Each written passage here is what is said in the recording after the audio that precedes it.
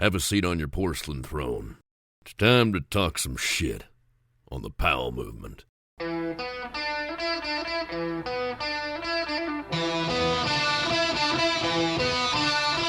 Welcome to the Powell Movement. I'm your host, Mike Powell, and thank you to everyone who reached out. Ange came home on Saturday and is slowly getting better.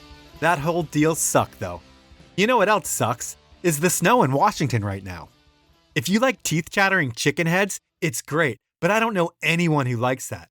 Good news is the snow's supposed to arrive this weekend. The bad news is I'm going to be stuck at a trade show in Utah, so I'm not going to be able to enjoy all the new snow. Well, I might be able to enjoy it on Sunday, and going to a trade show isn't really bad news. Actually, I'm looking forward to it. I'm going to see all my old friends. I'm going to see all the new products. I'll get some video that I'll probably put on my Instagram, and it's going to be rad. But it's getting late the night before I've got a flight early in the morning, so I'm not going to have a long intro. I'm going to pack, and then I'm going to get out of here. So I'm going to tell you about my guest this week, and he's another absolute legend.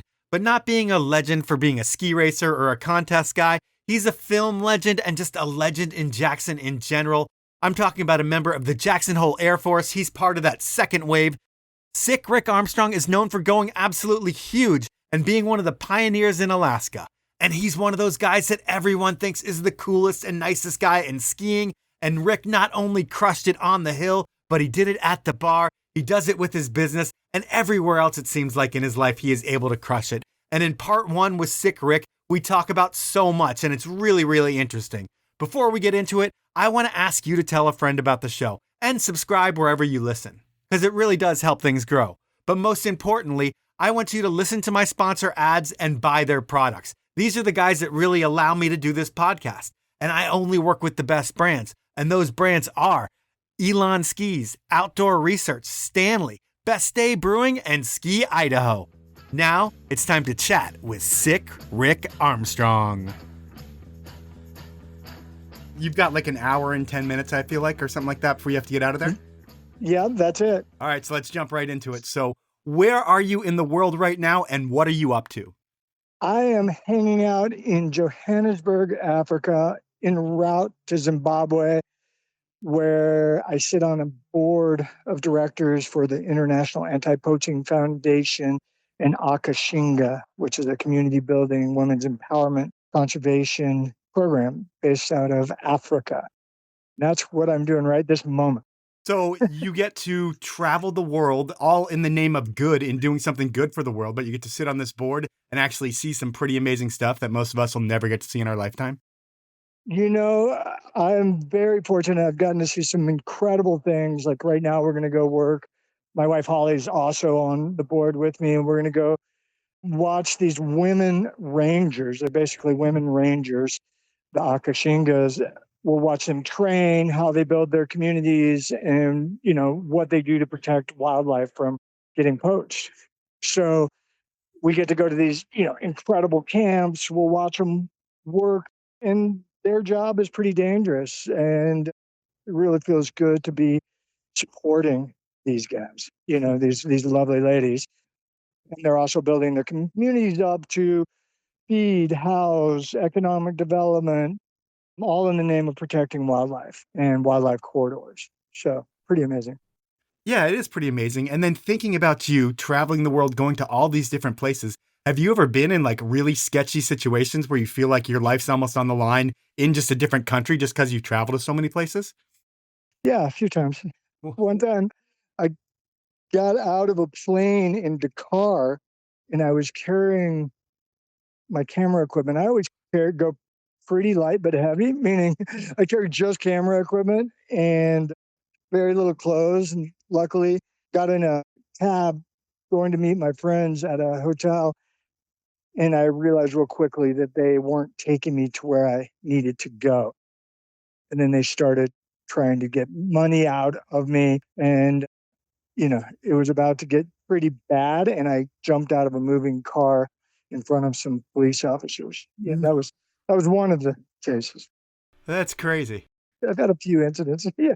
Mexico and Sinaloa. Yeah. I mean, I tend to go to places often that maybe aren't the safest places on the planet.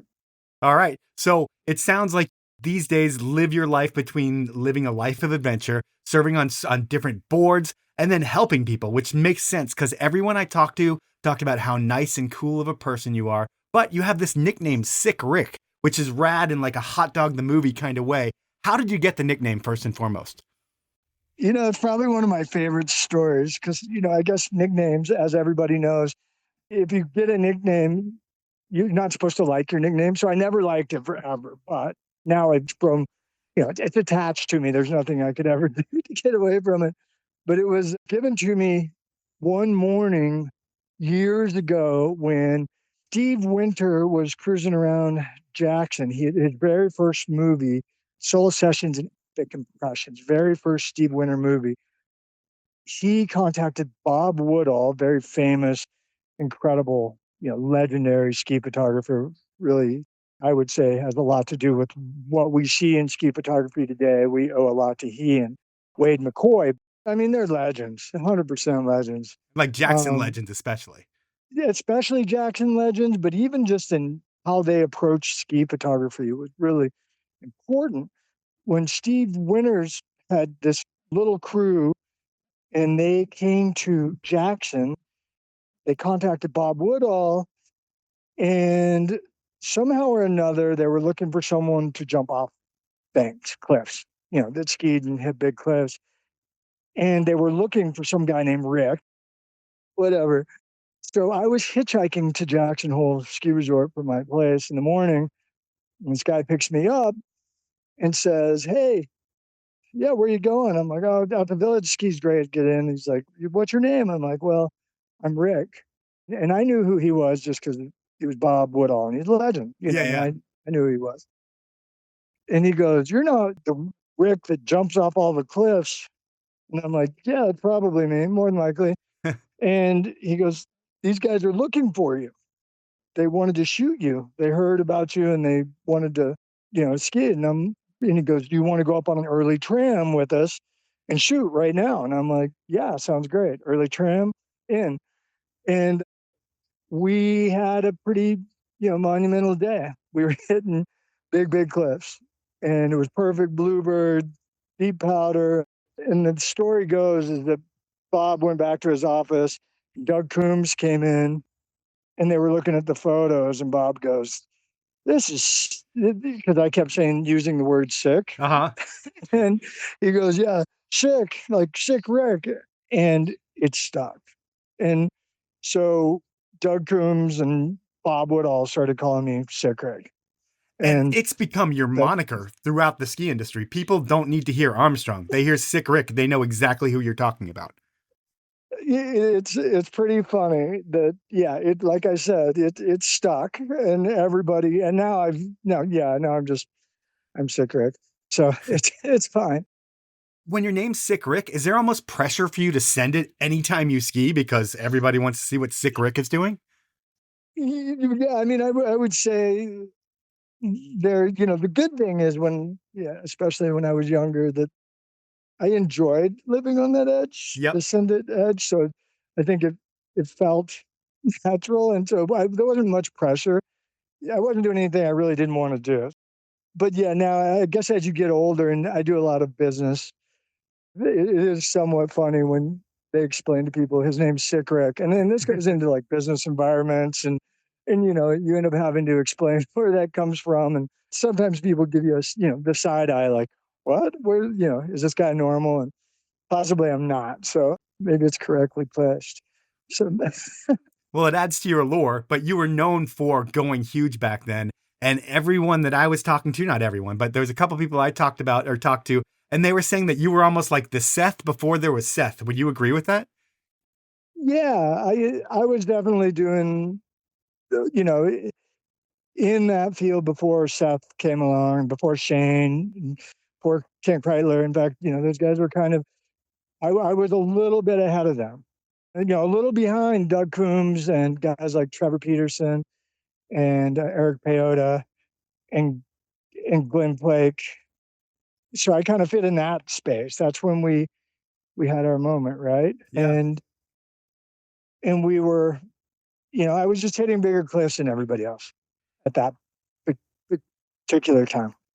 And when you think about hitting big cliffs, I mean, was it one of those things where if you backslap, it doesn't count? Or, I mean, were you all about landing it clean? Or what was your your thought process with big stuff like that? I mean, I've always kind of felt like I like the snowboarder approach to it that doesn't totally count unless you completely stand it up. I mean, I backslap plenty of things. Don't get me wrong. Sure. But I was always trying to stomp them, like without a backslap, no hands down. That was the goal. Didn't always work out that way. I think that's par for the course. Anytime you're going off big stuff, you're not always going to nail it. But that was the goal. And I still kind of like that protocol, the snowboarder protocol.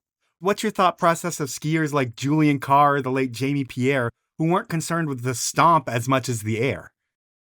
You know, I'm a huge fan of both of those guys. Consider them both very good friends. Yeah. And, the Jamie and I got in a little bit of trouble with Jamie when I was questioned about the big air at Targhee when he set the world record. And I was asked, I don't remember which magazine, some magazine asked me what I thought. And I'm like, well, it's kind of a stunt versus, because he landed on his head and Jamie got a little upset with me. We rectified it for sure. We were good friends. But, I got in a little trouble for saying that I thought it was more of a stunt than a ski line. I'm pretty amazing how big that cliff was. Just watching it, it's still, I look at that cliff every time I go by it and I'm like, wow, remember when Jamie did that? And, still a lot of respect for him and the amount of cliffs he sent. And same with Julian Carr. And I've been watching Julian Carr since he started his career. I remember him as a young gun, always very polite. But, the first time I ever watched him hit anything was during a snowbird comp. I was one of the judges and he took a line off the top of what I think it's called the head wall, but that was mind blowing. I mean, it was mind blowing. It was massive. Maybe the biggest cliff I'd ever seen anybody hit at that point. Yeah. In his classic style. And yeah, he uses the concept of the dispersion of energy on the whole back to disperse energy and make it doable. Yep. So I think it's a style and it's a way things can be done. And it's pretty hard to, have nothing but praise for those guys. And especially like still Julian Carr, the way he represents himself and the way that he's motivated. He's always getting after it. Dude, he's the man. There's nothing to say about his skiing. He's an amazing skier and he sends himself bigger than anybody else. It's just his approach is, I'm going to get into a Zen-like state and then, like you said, disperse that energy, where that was never a thought in your head of like, I'm going to land on my back. You're like, I'm going to fucking stomp this. And if I don't, then we'll figure it out.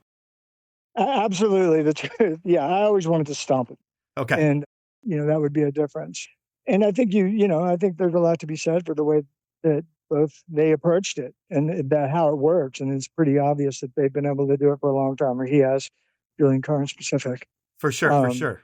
And then when you think about the story around the biggest cliff that didn't work out for you, what is that? The biggest cliff that didn't work out for me, there's a couple. One time in Switzerland filming with Rap Films, I hit a really, really big cliff, maybe the biggest cliff that I've ever hit. And I knocked my beacon into my chest and it broke a bunch of ribs. Oh. And so I don't know how big it was, but I know we threw a climbing rope over the edge to try to measure it and it didn't touch. So, and that was probably a 50-meter climbing rope. So it was big. And I didn't stick that cleanly at all. Compressed myself pretty good. But I ended up filming with them for the rest of that trip with broken sternum. Which just sounds miserable. Yeah, they're pretty sore. Yeah, I remember not being able to sleep. But we tended to doctor it up in the evenings with, libations and good times. So we made the hurt go away. For sure. And then one of your sins that hasn't been repeated, like what do you remember about dropping Corbett's west wall and flying over the cave? Yeah, that was a cool day. What a magical day. I was with Steve Jones and Micah Black and Todd Johnson were the people that were sitting there. And I had claimed the night before, we all worked in restaurants, and I'm like, I'm going to go hit that thing. I've been wanting to hit it forever. We didn't have that much snow, and it wasn't a bluebird day, and it wasn't really about filming, but we just happened to run into Wade on the tram, and, hey, we're going to go hit this thing. And he's like, really? And we got together, and everybody that day, the lines that got done that day, both by Micah and by Steve Jones in particular, these really wild lines that people don't really know about, but they're some of the most wildest entrances that have been done into Corbett's to this day, even still. And there's one that Steve Jones did that I still have never seen anybody take this entrance. It's wild. And mine, I was so motivated on doing it and focused. It was Graybird, and Wade was like, hey, man, let me shoot it. I'm like, yeah, you can shoot it, but you got to hurry. I'm motivated. So I skied over to this thing, skied out onto the face, and he's like, hold up. And I'm like, I'm not waiting. And he was like sprinting to get film in his camera. That was back when we used film. And he got the film in his camera just in time, pulled the shots. I dropped onto the face. It avalanched a little bit, and it's over a big cliff. I mean, big, I don't know how big, but big. And I just followed the avalanche off the cliff, over the cave line, which that was a pretty big line into Corbett's. Yeah, it was giant. The picture's insane. Pretty big. Yeah. And it was back in the day, Yeah, So, you're on skinny skis? Yeah, skinnier skis for sure. And it was just one of those days, magic day. It was a magic day just of bonding between like 4 really close ski bum friends and Wade. And it was going to happen regardless if cameras were there or not. And I think that's one of my things about it. It's changed a lot with the social media era and what's going on now. The wild thing is a lot of the biggest things that were done in that era, no one knows about. They're things that everybody puts on Instagram or on their feed every day now. But a lot of these things, especially around Jackson Hole, we were doing every day. In fact, there's very few things that get done today that our band of outlaws didn't do back then. Yeah, you were the pioneers of that place, it seemed like, your whole crew. Wild. I mean, we were kind of like the Micah and I and Jason Tattersall. We were kind of and Steve Jones, we were kind of the second generation, right behind Benny Wilson and John Hunt. And did Dave the Wave fit in there? Bartlett. Would you be third or second? Oh, 100%. He's in the original. Okay. He's part of what we call the Teton Village Mafia, which is the forerunner of the Jackson Hole Airforce. Okay, before we get into anything Jackson Hole Airforce, I got way ahead of myself talking about your whole ski career early on, but we've got to talk about you being a kid. You were born in Anchorage. You moved when you were a baby. I think you moved straight to Durango. And when you have the nickname Sick Rick as an adult, I'm guessing you're a daredevil as a kid. Were you into like jumping off shit and driving your parents crazy when you were a little kid? Oh, yeah. No, my mother, like all the photos I have of myself as a kid, I've got like a stitches or a Band-Aid. And my mother even said that at some point she just gave up taking me to the doctor for stitches, and she would just throw butterflies on me and send me back out. and I was always known all the way through elementary school and high school and junior. I mean, I would always jump big stuff. I used to go to Navajo Lake south of Durango, and I would trade big swan dives for days behind boats, water skiing behind boats. And then, these are big, like, I don't know, 70, 80, 90-foot swan dives and tricks. Yeah, it's huge. High consequence stuff. I was always known for that. And people would be like, yeah, look, dude, hit it. And I'll be like, yeah, I'll hit it if you take us out on the boat. And they said, yeah. And so we do it all the time. And we would pioneer all these cliffs into this lake, which was pretty wild. And then I also went into skiing at home and, grew up on a little ski area called Hesper Ski Area, which is classic little one lift hill that's got a great fall line, one little cliff on it that I hit, 10,000 times. Yeah. I don't know how many times I hit that cliff. And they called it Rick's Rock, if that gives you any idea. Yeah, that makes sense. Yeah. And so, I always had a propensity to hit airs. It's time for my first sponsor break, and I'm excited to bring Ski Idaho into the sponsor mix. People have been shredding Idaho ski resorts for over 100 years. It's the home of some of the best skiing and resorts in the lower 48. Think 19 ski areas with epic terrain and shorter lift lines. That's right, unlike a lot of places, when you ski in Idaho, that means you aren't going to spend half of your day waiting in lift lines. And Idaho skiing is affordable, with over half the ski areas offering day tickets for under $60. That's hard to beat, and between the terrain you're going to find at destination resorts like Sun Valley, Grand Targhee, Tamarack, Schweitzer, and Silver, or day areas like Lookout, Brundage, Bogus, Soldier, Kelly, Canyon, and Pebble Creek, from groomers and bumps and terrain parks to Powell and glades to backcountry, Idaho has it all, and it's the best kept secret in North American skiing. It's skiing like it used to be, with lots of independents, including mom and pops and nonprofits. To find out more, head on over to skiidaho.us. Next up, it's Elan Skis. And while I could tell you all about the new award-winning Ripstick ski models and then push you to demo them at your local shop because they'll make you have more fun on the mountain, I'm just going to talk about your local shop. There's something special about stepping into your local ski shop. The smell of the freshly waxed skis, discussion about where to find the best skiing, and expert advice makes these shops more than just a place to buy gear. We at Elan believe that ski shops are the soul of skiing, a place where skiers can come together for genuine human connection. And that can't be replaced by going online. Going to a ski shop is an experience where you want to connect with a like-minded person who understands what you're wanting to do and wants to share their knowledge with you so you can have a good time doing something they love to do too. Shops are among the last authentic pieces of the ski community we have left. And here at Elan, we want you to support your local ski shop. You can find our list of dealers nationwide over at our website, elanskis.com, and remember, support your local ski shop. Last but not least this round is Best Day Brewing. And with snow season here, skiers, snowboarders, weekend warriors, tubers, sledders, snowmobilers, snowbikers, you get it. The doers of winter are getting ready to shred. And post-shred, it's all about après. And this year, do après the right way. Forget about the calories, forget about the alcohol, forget about getting in trouble on the way home.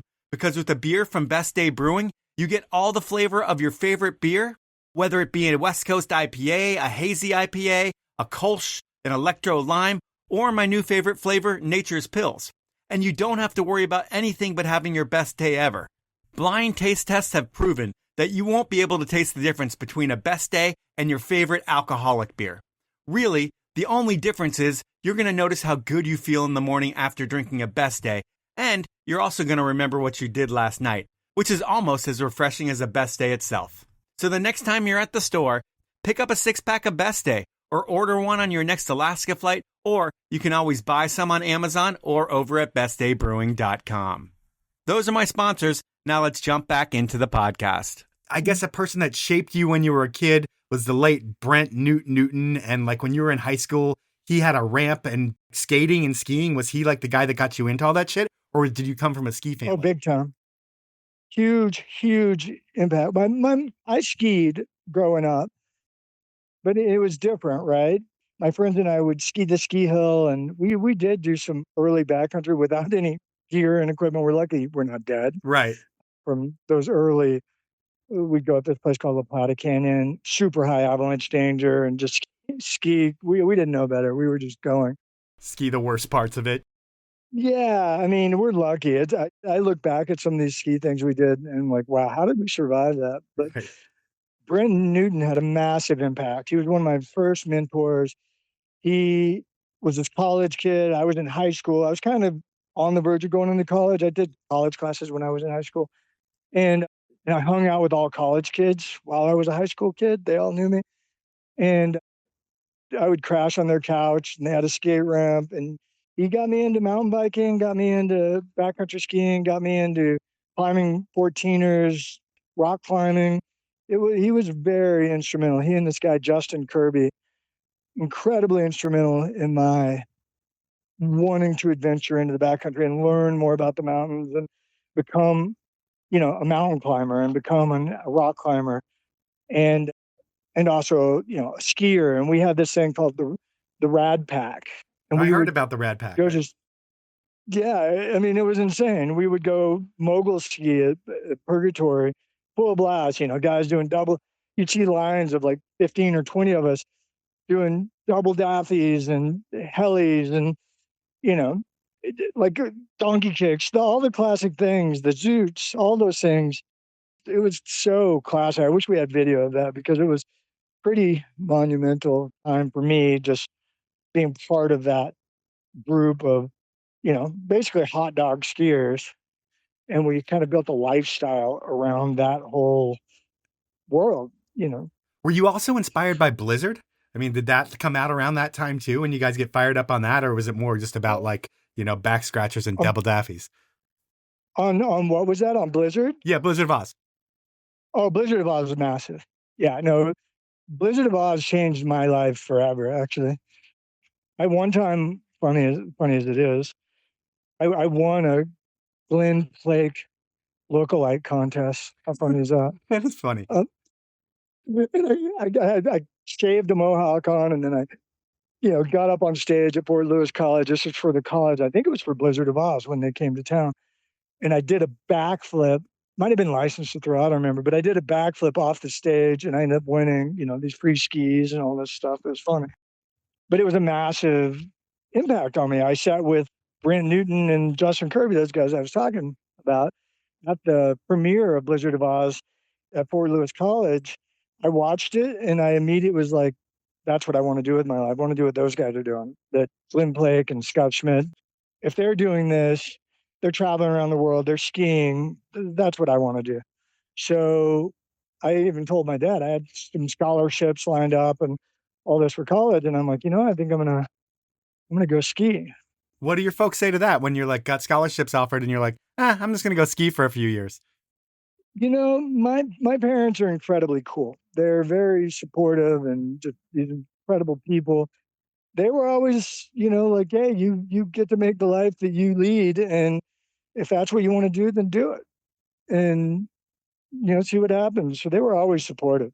I mean, they thought I was a little crazy, Right. and but because I didn't have a lot of fear. I mean, I would take off to places to ski with no money in my pocket, and show up a couple months later, and oh, here we, I made it. Somehow I pulled it off, And it would always work out for you.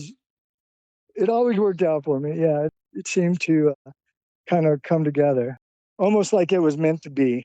So it was like you went to Montana. That was like the next stop in your journey, right? You go to Montana to go ski there. Yeah, I went to Big Sky.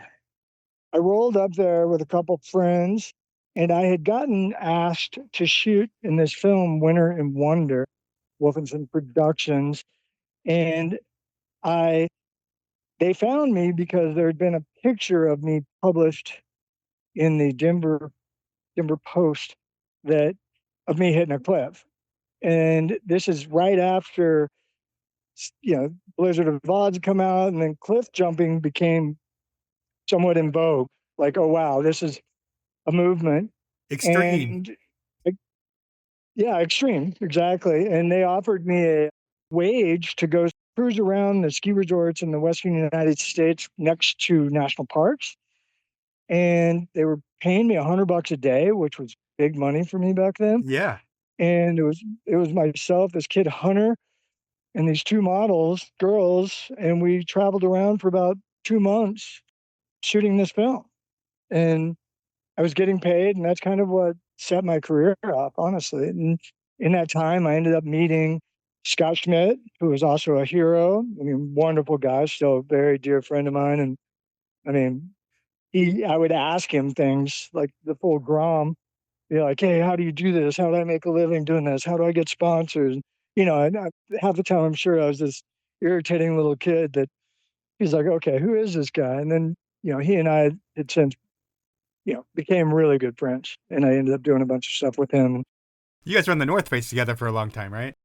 Yeah, and he had play with getting me on the North Face team for sure. He and Alex Lowe put me on the North Face team. Well, those are some pretty heavy hitters to have in your corner. Yeah, right. I mean, and I think probably one of the wildest stories of my whole career, my life, is the mentors, right? You already mentioned Brent Newt, who is a very unique individual, wild, but motivated. But my mentors, were really Brent Newton, Alex Lowe, Doug Coombs. Those are the three people, and John Hunt as well. So does that mean that one of your mentors is still alive? Yeah, one of my mentors is still alive. That's so crazy, but I mean, And that's your life. yeah, and it was kind of par for the era. We were pushing it, the expeditions we went on, and I was supposed to be with Alex Lowe when he perished in Shishapangma, in an avalanche. And he was with a bunch of my friends. And then a couple of what I would consider, I was the mentor to a couple of guys like Han Sari and a few other people that are also not with us. I would even say I had somewhat of a mentorship role to Shane McConkey because I was in there before them just a little bit. So kind of like the guys, how Scott Schmidt and Glenn Flake were to me, that's kind of how I was to, Shane and Kent. But you partied a little bit more, I feel like. Uh, Because Blake, was he straight edge at that point? no, he wasn't straight edge at that point. Oh, okay. No. So you knew him when he was partying. Oh, yeah. Okay. Oh, yeah. There's some infamous stories that I could probably, I don't know if I'm allowed to disclose. But yeah, no, he went straight edge after a big weekend in Jackson Hole. Yeah, he said it would have to do with like 20 pounds of mushrooms being pulled over on the side of the road. And he's told all these, like so many stories that I didn't think he would ever tell on the podcast, which is gold. Yeah. I mean, he is such a good guy, right? I mean, A+, what a great spokesman for the sport of skiing. But yeah, he was a wildcat. He had times. So getting back to you in Montana, what's the story of you giving away your car and hitchhiking to Jackson in like 89? Yeah, that's true. I did. I gave away my car just to. I was like, I don't need this thing. I need it, and I traded it for a couple $100, and I had a deal set up with this thing called Store Ski and a condo set up left over from that Winter and Wonder shooting. They'd booked a condo for a few months and they were leaving, and I kind of worked it out so that I could take over that lease in a way, stay in that place for a few months. And I did that, and that's what brought me to Jackson Hole.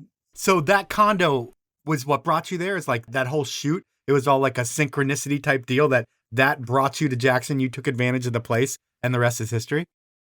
100%. Oh, it's so cool. I got into Jackson, and going up the lifts there, you saw tracks off of cliffs that, there was this unknown group of guys, Jackson Hole Airforce, they were going next level. They were next level skiers. I mean, the best skiers, in my opinion, in the world, actual big mountain skiers, were guys like John Hunt and Tom Bartlett. And I mean, they were incredible skiers, and the Zell brothers. And it was proven when they got to the World Extremes. Yeah, I mean, the results spoke for itself. But was your plan when you got to Jackson, was it like, did you want to be a pro skier, or were you just chasing big air and deep pow? Or was it more the best skiers in the world were in Jackson and you were going to be there and you had a free place to stay? All of the above.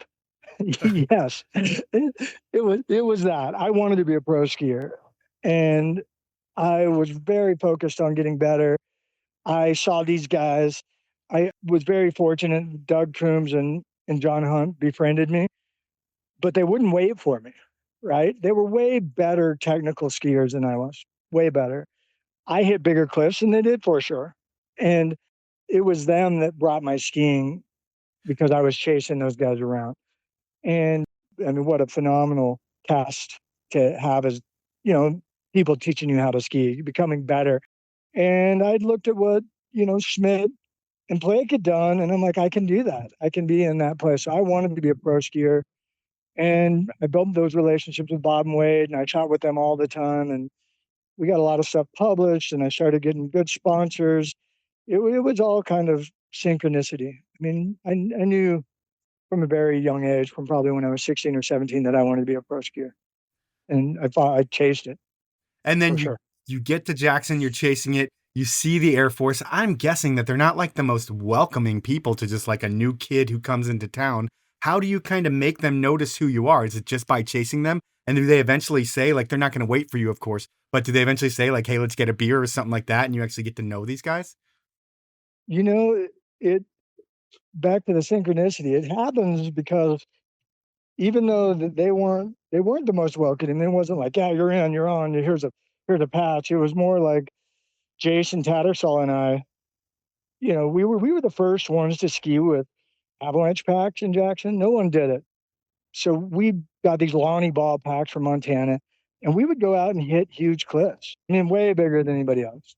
Every day off the lift, you would go up the lift, and you could pretty much tell that they could tell. They're like, who's hitting that? Who's hitting that? And that reputation, especially back then, these were small, cool communities, ski communities. They knew, like, oh, that's Rick. That's that guy Rick. That's that kid Rick. And that's how people had heard about me, Steve Winters and Bob Woodall from hitting those cliffs. And, eventually they're like, yeah, they're kind of our ilk. They respected those big cliffs. And I was a good skier. I wasn't a great skier. You're not like a ski race background or anything like that. You just ski, right? Yeah, I just skied. And, and John Hahn, people just I can't even speak to how good of a skier he was in that era. Better than everybody. Better than Coombs? He and Doug Coombs were just a different level. It's pretty hard to say anybody's better than Coombs, different. But both like skiers of a magnitude that was not found anywhere else in America. Yeah. And they became my friends, and they let me chase them around. And I would fall, and I'd lose them. But then I got to the point where I didn't fall. I just hold on for dear life behind them, and we were poaching. We were skiing, dropping ropes, and doing a lot of illegal stuff, which was fun. And so when you fall back there, you have to kind of keep up. And they really kind of taught me how to, ski and ski fast and ski powerfully. And I owe those guys a lot. And they were, they're still a very, very close friend of mine. I'm very lucky to have them as mentors. And the patch does mean something. I mean, it means a whole lot. But what's the process of becoming a patch-wearing member of the Air Force? Does Benny just hand you one? Is there like, you guys go out for beers, and is it anything formal, or does it just happen? And then once you get the patch, you just like are part of the crew. How does that work? Classic Benny Wilson, right? He is another incredible figure in the ski world, right? He showed up. Jason Tattersall and I were walking down one of the ski sidewalks to go ski somewhere. This guy taps us on the shoulder, and we knew who he was, and we didn't know that he really knew who we were. And he goes, "Hey, I've seen what you guys have been doing, and here's a patch." And he hands us both a patch, right? So it was not ceremonial, but it meant the world to us. From being these young outsider kids in Jackson to kind of being accepted into the club, the skiers. When you get that patch, is it kind of like when you get your colors in like the Hells Angels or something like that? Like, does everyone know who has a patch that you're now part of their crew? Oh, yeah. Well, and you wear it proudly, right? So you throw it on your jacket, and, we're wearing dark black and green undercover gear because you're out there, not trying not to be seen. And you have the patch on, and you sit in the tram line, or there are people who are like, "Oh, who's that? That's someone with the patch. Who is that?" And, it was it's like a Hells Angels patch. It was a big deal for us. I remember it vividly. And I was like, okay, I made it. We came to Jackson Hole, and we're these young punk kids, and we're accepted. It was really a big deal to us. It's time for my second round of sponsors, and I'm starting this one out with Outdoor Research. Have you seen that black and white Mark Abma kit online or in the new MSP movie? If you haven't seen it yet, look them up before you buy your gear for this winter. They're sick. And not only are OR's products built differently and outperform just about anything thanks to being athlete and employee tested here in the brutal conditions of the Pacific Northwest, nowadays they have so much more style than the OR gear from just 10 years ago. When you bring in athletes like Mark Abma, Micah Evangelista, Zoe Atkin, Tom and Bass Van Steenbergen, and many more, and you have them sit down and work with designers and marketers, it's no wonder why the cuts and styles are looking a little bit different than that climbing-inspired OR gear that you used to see. It's really a game-changing difference in the fit and function of the gear, and the look, well, it really is incredible. And with the holidays right around the corner, get someone in your life the gift that will last over time. I can honestly say that I've loved OR since I bought my first raincoat from them back in 2000, and they truly make my ski days better. And while I may not be the best skier in the world, my Outdoor Research kit makes me look like a pro. And you can do the same thing by heading over to outdoorresearch.com, looking around the site, and treating yourself to the best. My final sponsor is Stanley. And when Stanley started sponsoring this podcast, the story around the brand was that green bottle that keeps your grandpa's coffee hot. And that's still a story. But this week, they're totally changing the script. Actually, this year or the past few years, they're changing this script. And the latest big news around the brand is that they've signed Messi. The most famous soccer player in the world is part of the Stanley family. And while Stanley still sponsors me and Matchstick Productions, and most likely a snowboard movie that I don't know about, they've really matured as a brand over the years. I mean, they are the hottest or coldest cup in the world, and it feels like it. And it's still all about the product. Well, marketing with Messi and Olivia sure does help things, but if you don't have a great product, the marketing doesn't matter. And since Stanley has consistently had the best cups and bottles to keep things hot or cold since they invented the category in 1913, you need to check out what they're doing. While I still swear by the pint glasses that I use every day, which could be a perfect Christmas gift for the man in your life, I see so many other people out there drinking with that quencher cup, which is so popular. And I get it. For some reason, it makes you drink so much more water, and that's awesome. Really, these days, Stanley has something for everyone, and I'm going to save you 30% on all of your Stanley purchases. How am I going to do that? Well, when you head over to stanley1913.com and go shopping, then you check out, you want to enter the code POWELL30, that's a capital POWELL, no spaces, the number 30, and you'll save 30% on all Stanley gear. Those are my sponsors. Now let's jump back into the podcast. When you get that patch, you're marked for death, I would think, by the patrollers. Like, they know that you're wearing the markings. That means that you are going to try to cat and mouse them, duck ropes, and make a mockery of almost their job. Did it feel like a game to you guys? 100% a game. It was a game. The game was to ski as much on-track powder by any means necessary.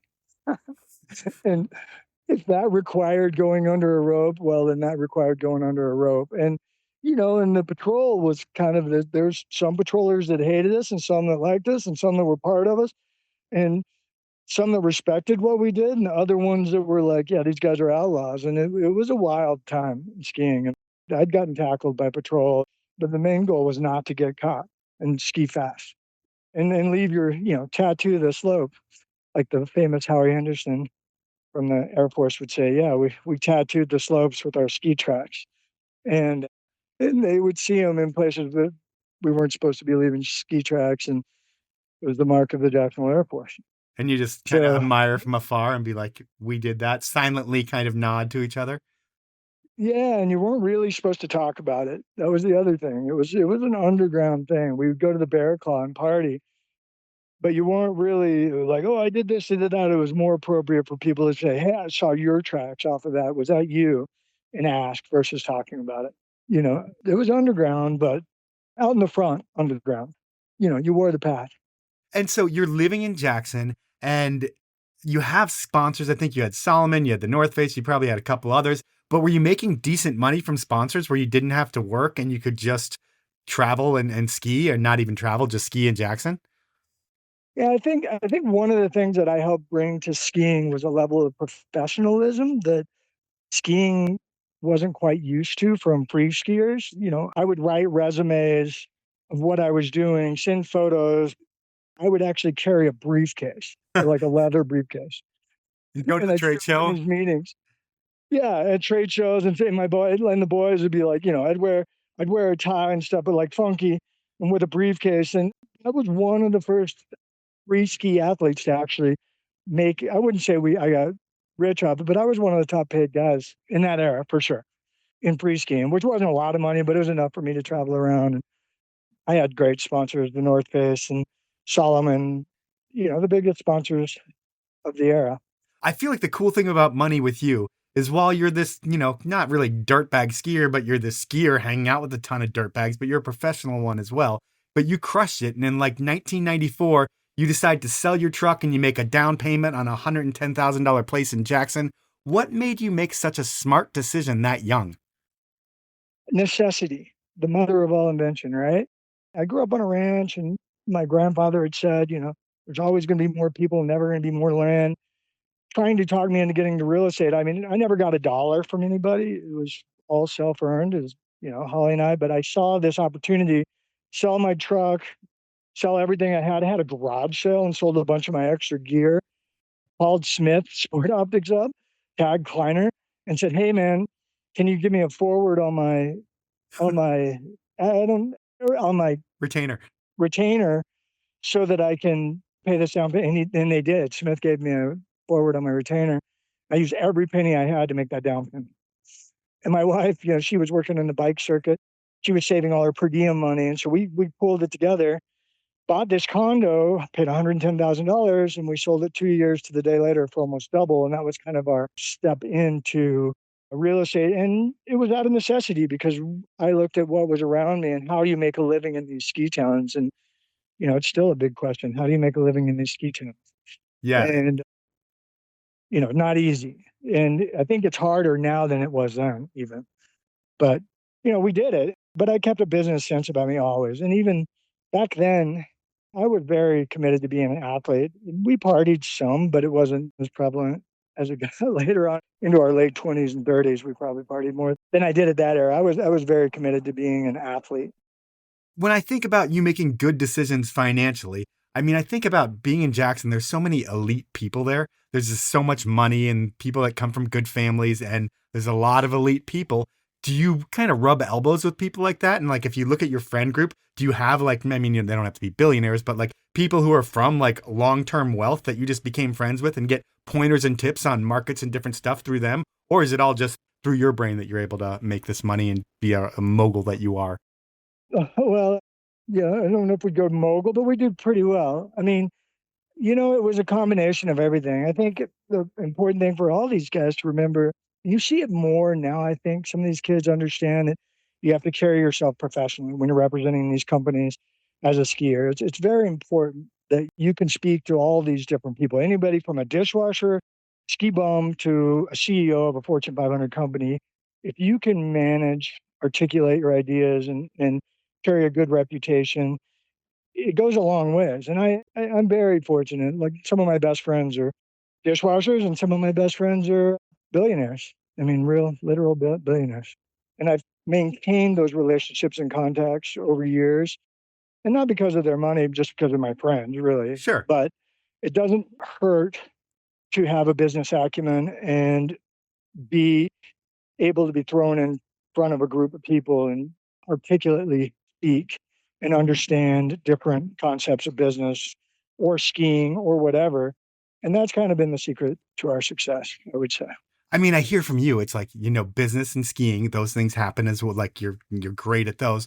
But then you also have this magnetic personality where people like want to be around you. And I heard you have like all these, between artists from your art gallery and musicians, like you have famous friends, but you don't care that they're famous. They're just your friends. Is that true?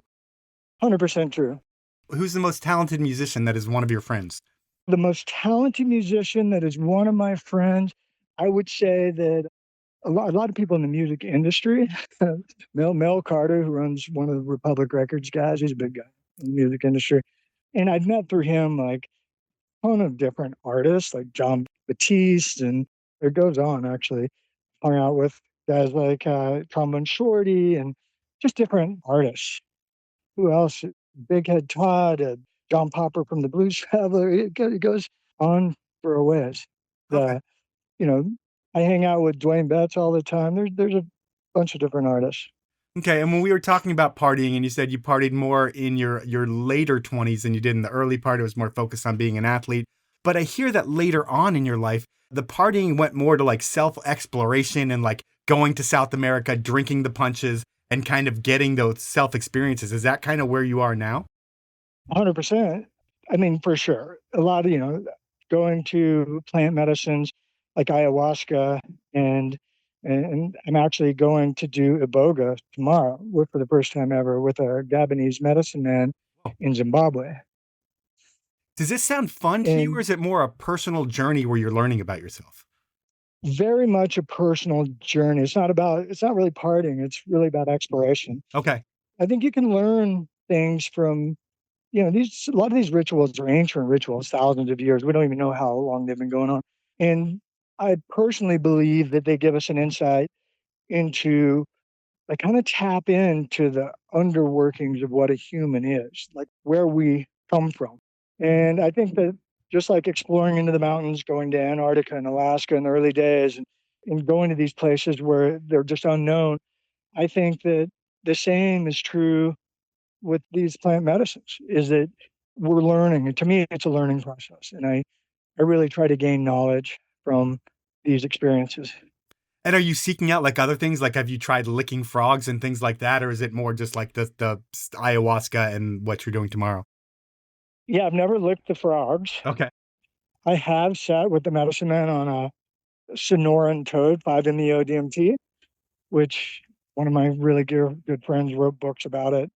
And they're interesting. I mean, these are medicines and stuff or technologies, ancient technologies that I believe that our societies could actually benefit from. So, there's a big movement now for even from very right-wing politicians and military guys in supporting these plant medicines. And for me, it's just a learning process. I mean, all you have to do is say microdose and it's totally fine in society now for some reason. Isn't it wild? Yeah, it's changed. It used to be completely faux pas taboo. Now it's becoming mainstream. And I think we're going to see it become more and more mainstream. I mean, we already are. There's cultures out there that are supporting it, whole countries that are supporting these movements. And like Iboga, that I've never done. I got asked to do it from a military friend of mine. And it's one of the few things that they think helps PTSD and deep trauma. And they know it's one of the few things that helps people that have addiction problems with heroin and heavy addictions. And these are medicines that have been pushed aside because of social reasons versus actual health reasons. So I think that we're at a stage in society that they're getting accepted because they work. And there's very few things that work on these things. And I don't seek those for trauma or for addiction. I do it more just to understand that world. Do you do things like Burning Man as well? I mean, do you go there for a week and is that more of a party vibe than an exploration vibe? Yeah, that probably is. We're going to go to Burning Man. My wife and I are going to go this upcoming year. All my friends go to Burning Man, all of them. Just like super into the art and putting up like whole installations and stuff. Is that kind of your people? Yeah, for sure. A lot of the artists, a lot of the DJs, and a bunch of my friends, they run big sound camps, and that's more of a art and party scene than it's not the spiritual enlightenment scene. I'm sure there's some forms of spiritual enlightenment. Well, I definitely got off the beaten path when I was talking about the Jackson Hole Airforce dodging patrol on the mountain. So I'm going to get back to that. And did you guys ever like mingle or talk with the patrollers at the bar, or were they full on the enemy?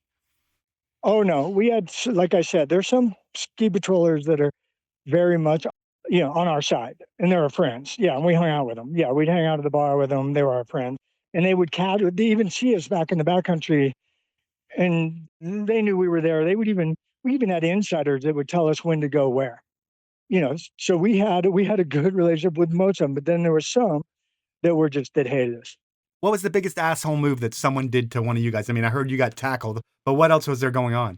Do you guys throw hands? Well, I mean, we would ask for permission sometimes, and they'd just be like, no. We had controllers we called Dr. No, and we would ask, and they would say no, or, they would not open things up for us when they should have been opened, like inbounds, and they'd get upset for us skiing them.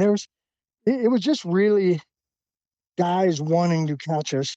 And even though we would try not to ski in avalanche terrain that would affect other people, so, nothing that would really harm other people where you would send avalanches down in the general public, but they were still coming after us just because they wanted to come after us and they felt like it was wrong. It was really a cop mentality, like really authoritarian cop mentality of you can't do this and we're telling you why, and we'd be like, why? And they wouldn't have a good answer to it. So, and it was public land. That was kind of our take always.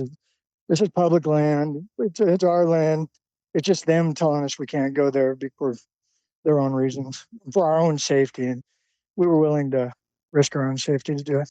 I mean, did you ever have that situation where you guys ducked a rope, went out there and someone got hurt and they had to get helied out or anything like that? Or was it all just they were worried that was potential? We had a rule that if someone got hurt, we would self-evacuate. We would get them out ourselves. That was the deal.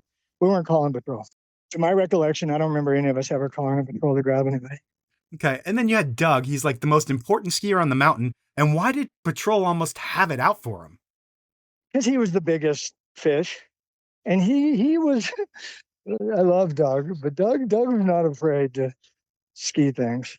And, he skied a lot of stuff without, pretty much in their face often. And he was just the biggest fish. For whatever reason, a couple of patrollers had it out for him. I mean, they had it out for all of us, but especially Doug. They wanted to make him the textbook example, make an example of him to the rest of us so we'd stop. That was the goal. It actually backfired when they kicked him off the mountain. That actually is probably what opened up the mountain, was him getting kicked off, and he just left for Le Grave and was like, I'm fine, I'll go to wagon ski anywhere. And it backfired. It was a public relations nightmare for those guys. I mean, when everybody found out, like the day or two afterwards that everybody found out that Doug couldn't ski Jackson, what's the reaction? Like, I mean, everybody just fucking pissed? Oh, yeah. And we just started skiing this stuff more. we just went out and we're like, yeah, go ahead, kick us all off. And it was an uprising. I mean, and the patrollers wouldn't even show themselves out. They wouldn't go in the bars. I mean, they were afraid of us, honestly. When we'd have it's pretty solid movement. We're passing out petitions to open up the backcountry. And yeah, everybody was pissed. They're like, this is stupid. You're kicking Doug off? You guys are one of the most savvy avalanche guys out there in the world at that point, right? Yeah. And one of the best skiers in the world extreme champion, all this stuff. What are you guys thinking? They ended up reinstating his and somewhat of an apology, probably never a real apology, but we all understood that they wish they hadn't done that. And that's what opened the gates. That, and in combination with a few other things, is why we have open boundaries. And that changed skiing in America forever. That Jackson Hole opening up those gates, right? Yeah, and I think this is probably a great place for us to stop. I'm hoping we can do a part 2 after you're done on this Johannesburg trip, because we haven't even touched any of your ski movies and a lot of other things that went on in your life. Would you be down to record more when you get done with this trip? Yeah, absolutely. All right, so I do have one last section that I do of the show. It's called Inappropriate Questions. And I get someone that you know to ask 3 questions, and they can be anything. And I went to a bunch of different people. No one had very inappropriate questions to ask you, which is a bummer. But my first question is going to come from Lhotse Hawk. Then my second 2 questions are going to come from Tony Harrington, both very good friends of yours. And Lhotse's has the potential for a good story. Tony's, I guess, also do as well, but I don't remember them. But I'm going to jump into question number 1. I know you need to go catch a plane in about 10 minutes, so we'll get through this pretty quickly. Here goes question 1 from Lhotse. Tell us the most inappropriate story or memory that you have. Because even if you went back and asked all the guys, the Jackson boys, everybody, Alaska, whatever, you're like, might be a story here or there, but none of it's going to be necessarily an inappropriate question. So I think you have to go directly to the source and say that to Rick. Hey, tell us.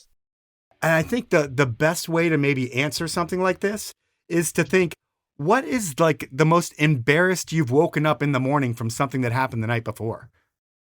Oh my God. Let me see. The most embarrassed I've been waking up. Let me give me 1 second. Go ahead and take it, man. You try not to embarrass yourself too much.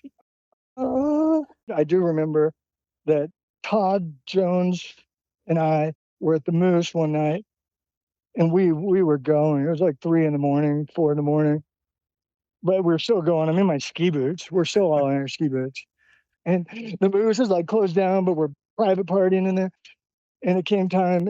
It was pounding snow outside, and yeah, I ended up grabbing my sleeping bag and bivy sack and putting it in the tram line. And in the morning, and that's before we had a covered tram line, in the morning I get a kick. Hey, get up, way up. What are you doing? And I'm like, oh, are we open yet? And they're like, oh, Jesus, well, did you just sleep here? I'm like, kind of thought that. And they shuffled me in, like, all right, you're in. I actually think that they let me up the back that time. The trollers actually liked that. They were like, all right, this kid, he's here for a reason. And they, let me go ski. That was a little embarrassing, but not really embarrassing. It's kind of a badge of honor, honestly. All right, well, we'll leave that one at that. We'll go into question number 2. It comes from Harro. Here he comes. Hey, Sick Rick. They gave you that name for a reason, because you're always teeing off. What in the world today makes you think that's sick these days? All right. Also, not an inappropriate question at all. So sometimes I jump in and make them inappropriate. Have you ever pooped yourself? Because this is the Powell Movement, which is pretty much a poop joke, and that always makes for a good story. Oh my God. I'll tell you a good story. All right, let's do it. Talking about, yes, I have pooped myself quite a few times actually, but one time, and this isn't really a ski related, but it's still funny. My kids, I was explaining to them that I'd gone and done ayahuasca, but I wasn't giving them the full story. And in ayahuasca ceremonies, very ceremonial. You wear all white and you do this, and it's very ceremonial. It's kind of part being pristine. So we did ayahuasca a couple of days. We go to the beach and we're doing yoga on the beach. And all of a sudden, I had been there for a while, and people kept looking at me. And then I realized that I had this huge brown stain. I tubed myself on these white pants. And I'd been just doing yoga, downward facing dog, did the full thing, but just the brown eye, just, blaring. And I was wondering why no one was standing right next to me. But there you go. That's a poop story. My kids love that one. They're like, oh my God, Dad doing yoga with poop stains. That is perfect. We're going to go with your final inappropriate question. Here we go. You straddle a couple of worlds, skiing, business, and art. What do you say that your occupation is on arrival form when you land at an international airport? Hipster? It's happened so many times. I used to carry, one of the best was with Wrap Films. One of the first times I went to Europe, and Wrap Films had paid for my ticket. I didn't have any cash. I was broke. I was like, God, I don't have any money right now. I don't know if I can pull this off. And they're like, you got to come. I'm like, okay. And they're like, as soon as you get here, everything's covered. We'll pay you some. We'll pay for all your hotels, all your food. You're covered. We got great. I'm like, awesome. So I was a paraglider pilot, ice climber, and skier. So I had all that gear, piles of gear. I get on the plane in Jackson, go to Europe, go to Geneva. I show up at the airport with all this gear, and I don't have any money. I think I had 20 francs, like $20. And this is back before cell phones, really. And I'm like, okay, where are these guys? I'm there a few hours, and I'm trying to track them down and figure out where they're staying. And I can't find them. And I've been there 10, 12, 14, 16 hours on the floor with this huge pile of gear at the Geneva airport. And finally, I tracked down the chalet through some friends of a friend, got a hold of them and said, hey, oh shit, we thought you were coming tomorrow. I'm like, no, I'm here. And they're like, oh, we'll come get you. So they get in, and they were sponsored by BMW. And they go pick up, on the way to pick me up, a brand new BMW X5 wagon, like the highest end, super fast, twin turbo. And they came to me and like, dude, we're so sorry. Here's the keys. This is yours for the next 2 months. Jesus Christ, that's so cool. Yeah, they handed me the keys to a fresh Beamer, and the rap guys, James Angrove and Lou. So that was a pretty good travel thing. So going from too much gear on the airport to a fresh Beamer, and a good time. My first real Europe experience. Well, that's amazing. That's Inappropriate Questions. That's our podcast. You have to go get on an airport shuttle in about 4 to 6 minutes. So I am going to thank you for your time. I'm going to look forward to part 2 with you. And we're going to talk about about your trip and all the things that you do, plus your filming and everything that we didn't talk about because there's so much more. Sick Rick, you're a legend. I thank you for your time and have a great rest of your trip. Cheers, it's an honor to be on your podcast. Love what you do. Keep skiing alive, man. So that was part 1 with Sick Rick, and what a guy. I knew he was going to be cool based on what folks told me about him, and he totally delivered. He wasn't afraid to tell it like it is and share some real stuff. A lot of stuff that people would want me to delete after the fact or just wouldn't want out there, but Rick doesn't care. He's so successful and confident with himself in life that he doesn't really worry about what he's saying because that's just who he is. And maybe I'm taking some liberty and making some assumptions, but you know what? I do that all the time. He lives the life that just seems so perfect at his age. He's done it all, experienced so much, and that is Sick Rick Armstrong, part 1. Part 2 is going to be even better. I'm not sure when it's going to happen, but I promise it will be awesome. Until then, please star rate me wherever you listen. It really does help the show grow. So does sharing my social posts. And based on what you've done for the past 9 years, no one seems to share my social posts. So I don't really take offense to it, but it would be super awesome if you shared those because then a lot more people would hear about the podcast. Finally, please, please, please support my amazing sponsors who make this podcast happen. They are Elan Skis, Outdoor Research, Stanley, Best Day Brewing, and Ski Idaho. Have a great week, everyone.